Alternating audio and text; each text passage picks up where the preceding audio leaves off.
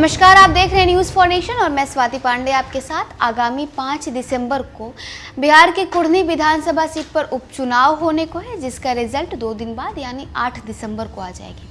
आपको बताएं कि अब जो इस उपचुनाव में 2 पार्टियों के बीच जो है घमासान युद्ध है और वो है बीजेपी और जदयू। आपको बताएं कि महागठबंधन की तरफ से जदयू के प्रत्याशी चुनावी मैदान में हैं और उधर भाजपा एनडीए की तरफ से बीजेपी के प्रत्याशी जो है वो इस चुनावी मैदान में हैं। तो इसी बीच आपको बताएं कि वीआईपी के मुकेश सहनी ने भी अपने प्रत्याशी को चुनावी मैदान में उतार कर भाजपा और जदयू के कोर वोटरों को साधने की फिराक में लगे हैं। ऐसे में आपको बताएं कि यहाँ कुढ़नी विधानसभा सीट पर जातीय समीकरण का बड़ा खेल रहेगा, क्योंकि आपको बताएं कि जेडीयू की ओर से मनोज कुशवाहा चुनावी मैदान में है और बीजेपी की ओर से केदार प्रसाद गुप्ता, तो वहीं दूसरी तरफ वीआईपी की ओर से नीलाभ कुमार को चुनावी मैदान में उतारा गया है। बिहार के कुढ़नी विधानसभा उपचुनाव के बीच से एक बड़ी खबर निकलकर सामने आई है। आपको बताया कि विधानसभा क्षेत्र में एक पंचायत की जनता काफ़ी सजग है। पूरा पंचायत काफ़ी सोच समझकर प्रत्याशियों को वोट देता है। कहा जा रहा है कि इस पंचायत के लोग किसी का भी खेल खराब कर सकते हैं। इस पंचायत में सभी जागरूक मतदाता हैं। इनकी ओर से किसी को वोट देने से पहले उस प्रत्याशी के बारे में पता लगाया जाता है, जांचा परखा जाता है, तब ये लोग जाकर वोट देते हैं। इस पंचायत के लोगों की जागरूकता पर जब हम बात करेंगे तो आपको बताएंगे कि सबसे पहले हम पिछले चुनाव के परिणामों के इतिहास पर नजर डालते हैं। 2010 में लोजपा से विजेंद्र चौधरी ने चुनाव लड़ा था। उन्हें 35,188 वोट मिले, यानी कुल 27% वोट विजेंद्र चौधरी को मिले थे। जीत जेडीयू उम्मीदवार मनोज कुमार सिंह उर्फ मनोज कुशवाहा की हुई थी। उन्हें 27% के साथ कुल 36,757 वोट मिले। जेडीयू उम्मीदवार 1570 वोटों से चुनाव 2015 जेडीयू उम्मीदवार मनोज कुमार सिंह उर्फ मनोज कुशवाहा को 36% के साथ 61,657 वोट मिले। वहीं बीजेपी के केदार प्रसाद गुप्ता को 73,227 वोट मिले। केदार प्रसाद गुप्ता 11,570 वोटों से चुनाव जीते। 2020 के चुनाव में बीजेपी के केदार गुप्ता दूसरे स्थान पर रहे। उन्हें 77,000 वोट मिले, जो 40% थे, जबकि जीत आरजेडी के अनिल कुमार सहनी को मिली। अनिल को 68,000 वोट मिले और आपको बताया कि इनकी जो वोटों की प्रतिशत थी वो 40% रही। अनिल कुमार सहनी को जीत महज 712 वोटों से मिली। अपने 2005 से कुढ़नी विधानसभा में हुए चुनाव के परिणाम देखें। अब आपको इन परिणामों में आपने एक बात गौर किए होंगे, जिसमें 2005 और 2010 में हुए विधानसभा चुनाव में जीत के अंतर में गिरावट दर्ज की गई। और हालांकि 2015 में केदार प्रसाद गुप्ता को 11,570 वोट मिले, 2020 में जीत का ये अंतर सिमटकर मात्र 712 पर आ जाता है। इसके पीछे एक कारणों पर ध्यान देंगे तो कुढ़नी विधानसभा क्षेत्र का वही पंचायत सामने आएगा जिसने इस अंतर को एकदम कम कर दिया।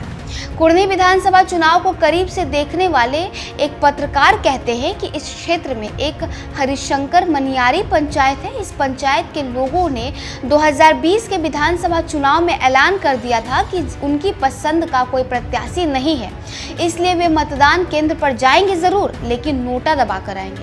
पंचायत के लोगों ने पार्टियों को चेतावनी दी थी कि विधानसभा क्षेत्र में कोई प्रत्याशी अपने दावे पर खरा उतरने वाला नहीं है। वोटिंग के लिए हरिशंकर मनियारी पंचायत के सभी लोग मतदान केंद्र पर गए, लेकिन उन्होंने वोट देने की जगह नोटा दबा दिया। हरिशंकर मनियारी पंचायत से कुल 700 लोगों ने नोटा का बटन दबाया। जीत का अंतर महज 712 रहा। अब आप समझ सकते हैं कि हरिशंकर मनियारी पंचायत के लोग कहीं इस बार भी वही खेल न खेल दें। स्थानीय सियासी जानकार बताते हैं कि अभी तक हरिशंकर मनियारी पंचायत में ज़्यादा नेता कैंपेन करने नहीं गए। पंचायत के लोगों की एकजुटता से सभी पार्टियों को डर लग रहा है। वहीं पंचायत के निवासी कहते हैं कि इस बार भी वे नोटा दबाएंगे। ऐसा नहीं है। आपको बताएं कि पहले वे लोग पार्टियों के वादे और प्रत्याशियों के वादे को ध्यान से सुनते हैं, उसके बाद पूरी पंचायत बैठकर ये फैसला लेती है कि मतदान किसे दिया जाए। उधर सियासी जानकार ये भी कहते हैं कि नोटा दबाने वालों की संख्या बढ़ती है तो जीत का मार्जिन और कम हो जाता है। ऐसे में महज चंद वोट से ही कोई उम्मीदवार जीत पाता है। हरिशंकर मनियारी पंचायत के गजपति गांव के ग्रामीण कहते हैं कि इलाके का कोई विकास नहीं हुआ है, यहाँ मूलभूत सुविधाओं का घोर अभाव है। गांव के मुस्लिम समुदाय के वोटर कहते हैं कि गांव में कोई विकास का काम आज तक नहीं हुआ है। जनप्रतिनिधि हर बार कहते हैं कि गांव में बिजली और यातायात की व्यवस्था को ठीक कर दिया जाएगा, गांव के गरीबों को सरकार की कल्याणकारी योजनाओं का लाभ दिया जाएगा। ऐसा होता तो नहीं है। प्रखंड स्तर पर भ्रष्टाचार का आलम ऐसा है कि सर्टिफिकेट बनवाने जाइए उसके लिए भी घूस देना पड़ता है। जानकार ये भी कहते हैं कि हरिशंकर मनियारी पंचायत की जनता के मूड का कोई ठिकाना नहीं है। ये लोग अंतिम समय में फैसला लेते हैं।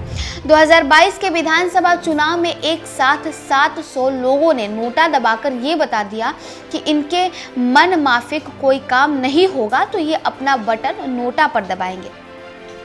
जानकार की माने तो पंचायत के गांव में आज भी मूलभूत सुविधा का अभाव है और जिससे ग्रामीण नाराज रहते हैं। नोटा का मतलब होता है नन ऑफ द अबव। इसकी मतलब कोई इसका आपको बताएं कि ये ऑप्शन ईवीएम मशीन में होती है। ये विकल्प मतदाता दबा सकते हैं। इस विकल्प को नोटा कहते हैं। इसे दबाने का मतलब यह है कि आपको चुनाव लड़ रहे कैंडिडेट में से कोई भी उम्मीदवार पसंद नहीं है, ईवीएम मशीन में इनमें से कोई नहीं है, या नोटा का बटन गुलाबी रंग का होता है। आपको बताएं कि भारतीय निर्वाचन आयोग ने दिसंबर 2013 के विधानसभा चुनाव में इलेक्ट्रॉनिक वोटिंग मशीन यानी ईवीएम में इनमें से कोई नहीं या नोटा बटन का विकल्प उपलब्ध कराने के निर्देश दिए थे। तो देखिए कहते हैं कि 1 वोट 1 राइट।